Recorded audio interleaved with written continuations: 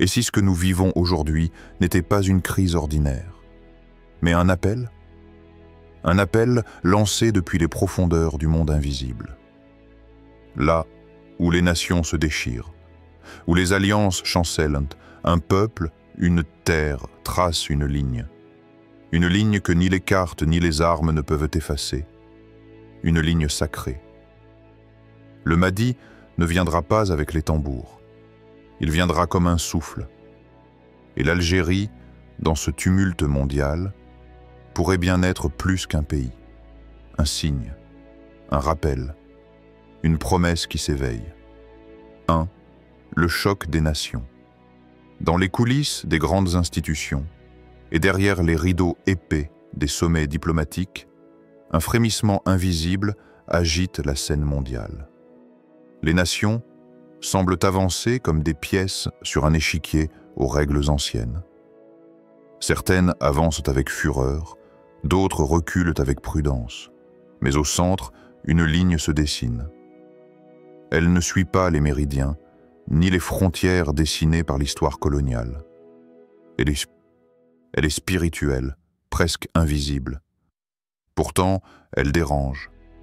Et cette ligne, l'Algérie semble être en train de la tracer. L'histoire nous l'a prouvé. Lorsqu'un peuple décide de ne plus se soumettre à une domination invisible, ce n'est pas une simple contestation, c'est une fracture. Un murmure qui résonne comme un tonnerre dans les couloirs du pouvoir mondial. Ce n'est pas une guerre ouverte, c'est une affirmation de souveraineté intérieure. Aujourd'hui, l'Algérie se tient à un carrefour. Et ses choix récents, sur le plan énergétique, diplomatique ou religieux, ne sont pas seulement stratégiques. Ils portent en eux une mémoire et une vision. Car la souveraineté algérienne n'est pas née d'un traité.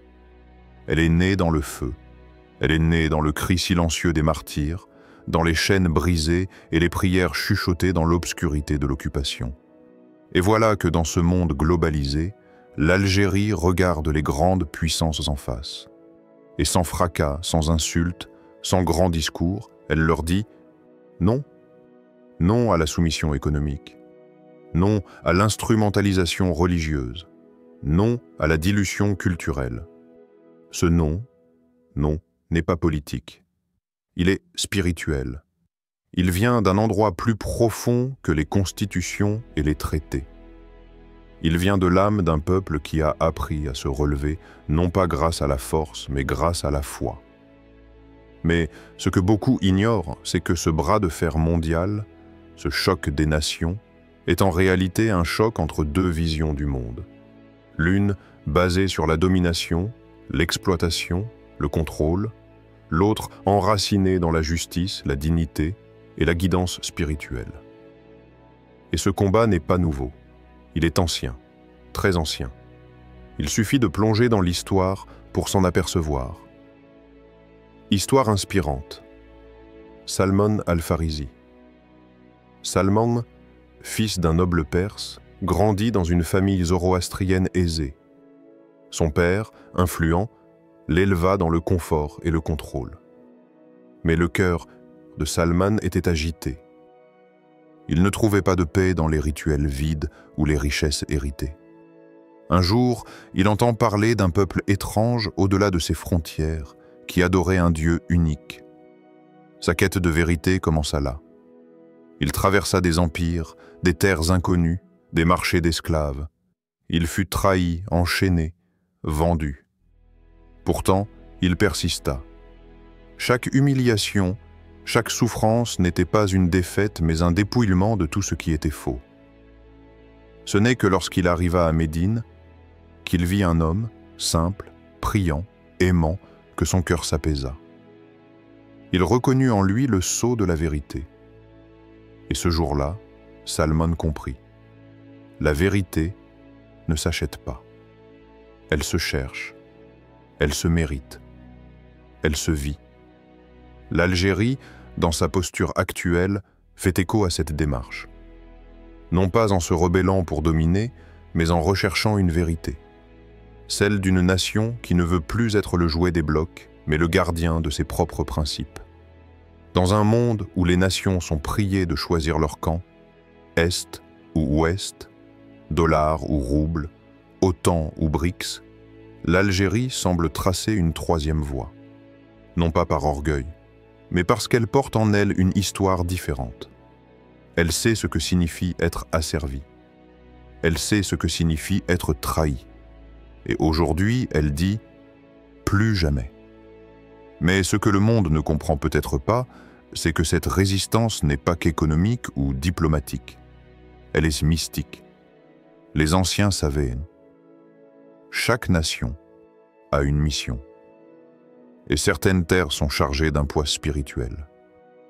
Le Maghreb, l'extrême Occident islamique, a souvent été vu comme une sentinelle, un refuge, un lieu d'éveil. C'est de là que sont partis les résistants, les savants, les poètes mystiques. C'est là aussi que le souffle du renouveau pourrait renaître. Et dans les traditions spirituelles les plus profondes, il est dit que le Mahdi apparaîtra dans une période de grands bouleversements entre les nations. Un moment où les lignes seront floues, mais les cœurs lucides. Un moment où les peuples chercheront des repères divins plutôt que des alliances temporaires. Et c'est là que l'Algérie entre en scène. Elle ne proclame pas, elle trace, silencieusement, mais puissamment. Dans ce tumulte géopolitique où les masques tombent, où les alliances changent, où les empires tremblent, qui, selon toi, est encore guidé par la vérité? Et surtout, sur quoi traces-tu ta propre ligne sacrée? Est-ce que sur des cartes humaines ou sur une carte intérieure que seul Allah peut dessiner? 2. La ligne sacrée ferme les yeux un instant. Imagine une ligne. Pas une ligne droite sur une carte, ni une frontière défendue par des soldats, mais une ligne de lumière, fine, silencieuse.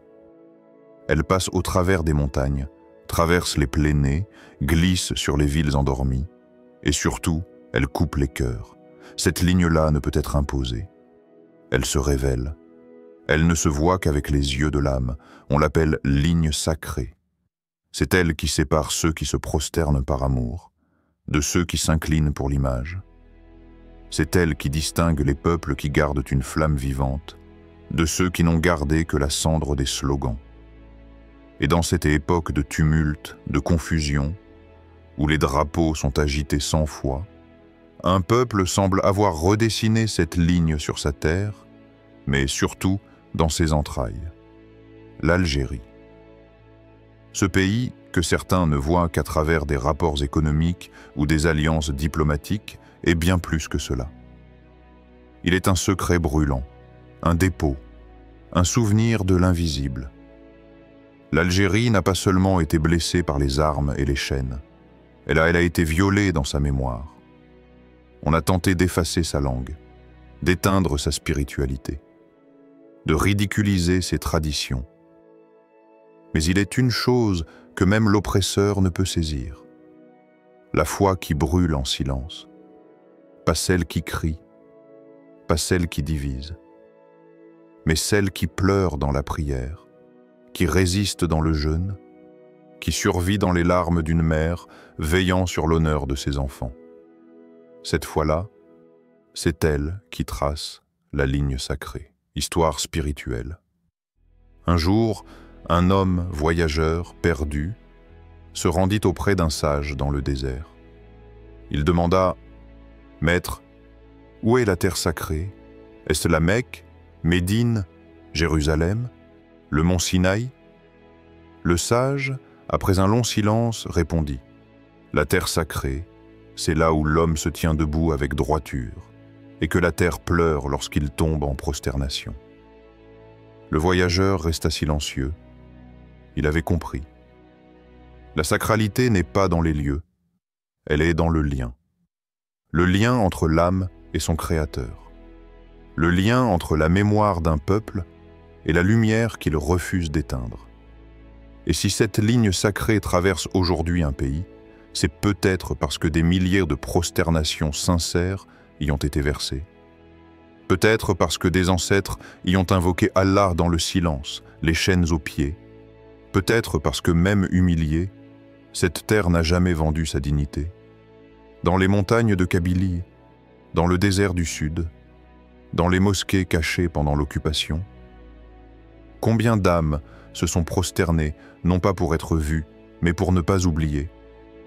Combien ont transmis à leurs enfants le nom d'Allah quand leur langue était menacée? Combien ont murmuré des invocations sous les coups et les insultes, en disant simplement « Ya Rab, préserve notre lumière ». Et Allah l'a fait. Aujourd'hui, la ligne sacrée n'est pas tracée par des gouvernements. Elle est tracée par l'alignement de cœurs invisibles. Et c'est cela qui effraie. Parce qu'un peuple dont le cœur est libre ne peut être conquis. Un peuple dont l'âme s'agenouille devant Dieu ne pliera devant aucun trône. Et un peuple qui connaît le goût du sacré ne se contentera jamais des miettes du monde. Mais cette ligne, elle ne concerne pas que les peuples. Elle traverse aussi chacun de nous. Il y a en toi, en ce moment même, deux mondes. L'un qui veut s'attacher à ce qui brille, à ce qui rassure, à ce qui flatte. Et l'autre qui cherche le silence, la prosternation, le retour. Et entre ces deux mondes, il y a une ligne, fine, douloureuse parfois, mais lumineuse. C'est la ligne de la sincérité. Les temps qui viennent ne seront pas simples. Les nations vont trembler. Les trônes vont chuter. Les alliances vont se retourner. Mais ceux qui auront reconnu cette ligne sacrée n'auront pas peur, car ils savent où est leur terre. Et surtout, ils savent qui est leur Seigneur. Et toi, as-tu en toi cette terre sacrée? Est-ce que ton cœur pleure quand tu te prosternes? Ou ton adoration est-elle devenue un rituel sans lumière? Ton âme connaît-elle la différence entre une religion utilisée et une foi vécue? As-tu tracé, toi aussi, cette ligne sacrée entre la lumière et l'illusion? 3. L'éveil du Mahdi.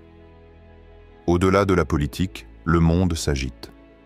Il ne vacille pas seulement sur le plan géopolitique. Il se dérègle dans ses fondements invisibles. Ce n'est pas simplement une époque de guerre ou de désordre. C'est une époque où les repères se déplacent, où les vérités deviennent opinions, où la foi devient folklore, où l'autorité devient spectacle. Et dans ce brouillard global, une figure silencieuse monte. Non pas dans les journaux, mais dans les cœurs éveillés. Le Mahdi. Mais ne te méprends pas. Le Mahdi n'est pas une réponse politique. Il n'est pas un leader comme les autres. Il ne vient pas pour plaire. Il ne vient pas pour gagner. Il vient pour rétablir, pour purifier, pour réaligner, comme une boussole que l'on sort lorsque toutes les routes deviennent des mirages. Il ne viendra pas pour créer un empire, mais pour révéler la fracture entre ce monde et la volonté d'Allah. Il ne viendra pas pour parler fort, mais pour faire résonner les silences de la vérité oubliée. Il ne rassemblera pas les foules par des promesses électorales, mais par une lumière que seuls les cœurs préparés pourront reconnaître. Le Mahdi n'est pas une arrivée. C'est un miroir tendu à ce monde malade. Et chaque nation, chaque peuple, chaque individu devra y plonger les yeux et répondre à une seule question. Que suis-je devenu? Ce bouleversement annoncé, cette secousse spirituelle, elle ne dépend pas d'un calendrier ou d'une prophétie lointaine. Elle dépend de la condition des cœurs. Car son retour est lié à l'état de l'humanité. Il ne vient pas quand les nations sont prêtes à l'accepter. Il vient quand la terre ne peut plus supporter le poids des injustices, quand la foi est enterrée sous le bruit, quand la vérité est jetée dans les marchés, et quand les gens appellent le mal bien, et le bien un extrémisme. Et c'est là que se pose l'interrogation. Pourquoi tant de regards se tournent aujourd'hui vers le sud? Pourquoi l'Algérie, discrète mais solide, semble-t-elle être un point d'ancrage dans ce chaos? Il y a dans le silence de l'Algérie une sagesse ancienne, une mémoire collective qui résiste à l'effacement, une capacité à ne pas se trahir malgré les offres dorées. Et cette résistance intérieure, c'est cela que le Mahdi reconnaîtra. Non pas une puissance militaire, mais un peuple qui n'a pas vendu sa flamme. Histoire de résistance. L'homme d'Andalousie, on raconte que lorsque l'Andalousie fut sur le point de tomber aux mains des croisés, un petit village isolé, encerclé par l'ennemi, vivait ses derniers jours. Les chefs locaux débattaient. Certains voulaient négocier, d'autres fuir. Un vieil homme, humble mais ferme, prit la parole. Il dit « Nous n'attendons pas une armée, nous n'attendons pas un roi, nous attendons une promesse qui a traversé les siècles. Elle ne descend pas sur les champs de bataille. Elle descend dans les cœurs qui refusent de se soumettre à autre chose qu'à Allah. » Ce vieux n'a pas vu le Mahdi, mais il vivait déjà selon lui. Et c'est peut-être cela que nous oublions aujourd'hui. Le Mahdi n'est pas à attendre comme un sauveur. Il est une norme céleste à laquelle il faut commencer dès maintenant à s'aligner. Ceux qui croient que son arrivée est une vengeance se trompent. Ceux qui l'attendent pour rétablir leur propre honneur blessé le défigurent. Il ne vient pas pour récompenser l'orgueil, il vient pour honorer la sincérité. Alors, demande-toi, est-ce que ton cœur est prêt? Pas à l'embrasser comme un héros, mais à le suivre comme un miroir. Car il n'apportera rien de nouveau. Il ne fera que révéler ce qui était déjà en toi. Et si tu n'as pas semé la droiture, il ne pourra pas récolter autre chose que le vide. Et ce n'est pas un hasard si, dans cette époque de confusion, des peuples entiers se réveillent, non pas par idéologie, mais par instinct sacré. L'Algérie, dans ses choix actuels, dans ses silences fermes, dans son refus de se laisser remporter, nous rappelle que la promesse ne viendra pas dans le bruit, mais dans la cohérence silencieuse d'un peuple aligné avec son Seigneur. Et toi, vis-tu comme si cette promesse allait vraiment revenir? Ou attends-tu qu'elle arrive pour commencer à te purifier? As-tu transformé ton cœur en lieu d'accueil pour ce miroir prophétique? Ou crains-tu ce reflet qui pourrait dévoiler ce que tu caches même à toi-même? 4. Le choc spirituel. Un monde à genoux. Et si tout ce tumulte extérieur n'était qu'un reflet, un miroir géant tendu devant nos âmes égarées, les guerres, les tensions, les effondrements, ne seraient-ils pas, avant tout, des cris intérieurs, des appels silencieux lancés depuis des cœurs oubliés qui réclament de retrouver le chemin de la lumière? Le choc des nations, tel qu'on le voit à la surface, n'est qu'une illusion si l'on ne perçoit pas ce qui s'agite à l'intérieur des âmes. Ce n'est pas un conflit de frontières, ni d'armées. C'est une fracture bien plus ancienne. Un combat entre l'ordre sacré et le désordre voulu. Entre l'alignement avec Allah et la soumission aux idoles modernes. Aujourd'hui, des peuples entiers sont à genoux. Mais pas par soumission au divin. Ils sont à genoux devant la peur, devant le doute, devant le vide. Ils ont courbé l'échine devant la technologie qui dévore, devant l'économie qui ne connaît plus le cœur, devant les systèmes qui déshumanisent, puis appellent cela progrès. Et dans ce monde à genoux, certains se relèvent non pas avec colère, mais avec conscience. Car il existe un autre agenouillement, celui qui ne détruit pas la dignité, mais qui la consacre, celui de celui qui se prosterne seulement devant Allah. Et c'est là, dans ce contraste, que réside le vrai choc. Ce n'est pas un choc d'armes, c'est un choc d'orientation. Il y a ceux qui regardent vers l'écran, vers l'argent, vers l'apparence, et ceux qui ferment les yeux pour voir plus loin. Ceux qui écoutent le bruit des tendances, et ceux qui cherchent le silence de la vérité. Et dans cette division invisible, le Mahdi n'est pas encore là physiquement, mais il agit déjà. Il agit dans les retournements d'âme, dans les remords sincères, dans les prises de conscience nocturnes, dans les réveils brutaux qui font pleurer, non de peur, mais de retour. Il ne vient pas imposer une vérité, il vient confirmer celle qui sommeillait déjà en nous. Parabole intérieure, la route de la tempête. Un homme marchait seul dans le désert, le vent hurlait, le sable piquait son visage. Il chutait, se relevait, trébuchait de nouveau, alors il cria « Seigneur, pourquoi m'avoir mis sur cette route ?» Et dans le tumulte, une voix s'éleva. « Parce que cette route est celle qui mène à toi. » Ce n'était pas une punition, c'était une purification. Le désert n'était pas un piège, il était un miroir de l'âme. Et si nous regardons bien, aujourd'hui, l'Algérie traverse elle aussi une tempête. Mais elle ne s'y noie pas, elle y résiste. Peut-être parce qu'elle refuse de trahir sa lumière intérieure. Peut-être parce qu'elle porte encore la trace de ceux qui ont résisté avec le Coran dans le cœur et le nom d'Allah sur les lèvres. Et nous ? Qu'avons-nous fait de notre propre lumière? Sommes-nous devenus esclaves de nos besoins, des chiffres, des regards des autres, de notre propre ego? Ce monde moderne nous apprend à performer, mais il ne nous apprend plus à ressentir. Il nous pousse à parler, mais nous éloigne du silence.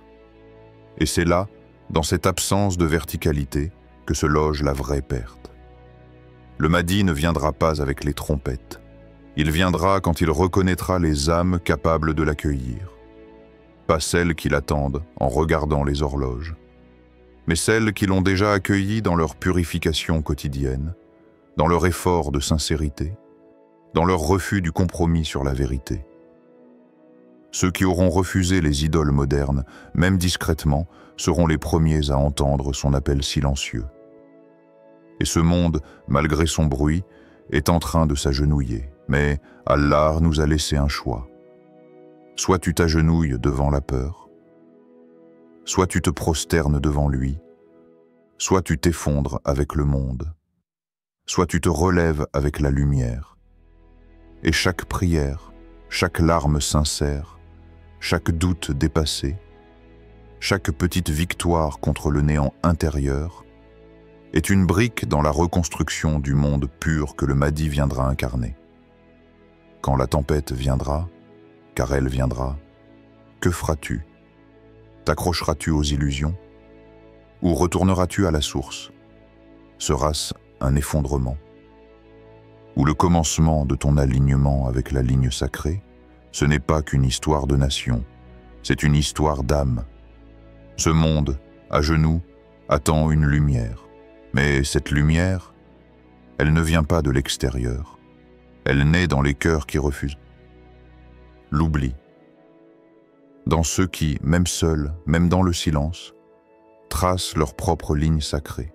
Le Mahdi ne sera pas reconnu par ceux qui attendent un héros, mais par ceux qui auront reconnu la vérité en eux-mêmes.